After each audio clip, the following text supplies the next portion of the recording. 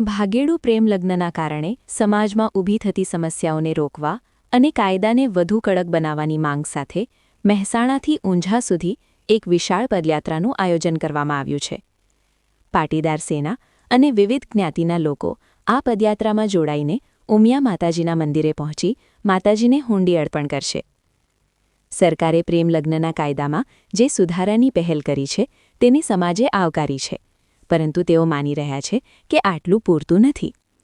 લગ્નની નોંધણીમાં માતા પિતાની સંમતિ અને લોહીના સંબંધ ધરાવતા સાક્ષીઓને ફરજિયાત બનાવવાની તેમની મુખ્ય માંગ કરી છે.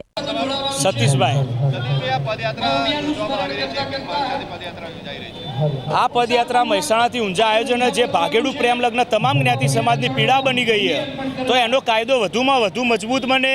ગામમાં મા બાપનું જો આધાર કાર્ડ હોય તો જ એની નોંધણી થાય ને લોહીના સંબંધી સાક્ષી બને. એના માટે સરકારને જન સમર્થન મળે અને 182 ધારાસભ્યોને જન સમર્થન મળે એના માટે મેં મહેસાણાથી ઊંઝા પદયાત્રાનું આયોજન કરેલું છે હુંડી સાથે. અને ત્યાં જઈને માતાજીને અરજ કરવાની કે હે માં, સરકારને પણ એવી શક્તિ આલ કે આ કાયદો વધુમાં વધુ મજબૂત બનાવે. સરકારે જે પહેલ કરી એ બદલ અભિનંદન, પણ હજુ સરકાર આ કાયદો વધુ મજબૂત બનાવે, અમારી જે 4 માગણીઓ એ પૂરી કરે, નહીં તો અમારા જન સમર્થનની રેલીઓ ચાલુ રહેશે.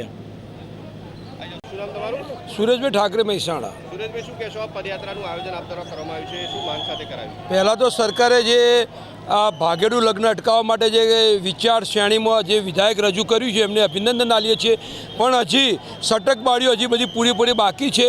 તો હજી અમારી જે મુખ્ય 4 માગણીઓ છે તો એ માગણીઓ પૂરી કરે એના માટે અમે આ સર્વ સમાજની પદયાત્રા મહેસાણાથી મા ઉમિયાના ચરણ સુધી પદયાત્રા કાઢેલ છે. આજે સરકારે ફેરફાર કર્યો છે તેને કેવી રીતે આવકારી રહ્યા છો? સરકારે જે ફેરફાર કર્યો, પહેલ કરી છે, અમે આવકારીએ છીએ, પણ હજુ આ ફેરફારથી પ્રેમ લગ્ન અને ભાગેડુ લગ્ન અટકાવવાના નથી. એટલે હજી પણ અહીંયા અભ્યાસ કરીને હજુ કાયદો અને હજુ વિધેયક કાયદો હજી વધારે કડક બનાવવાની જરૂર છે.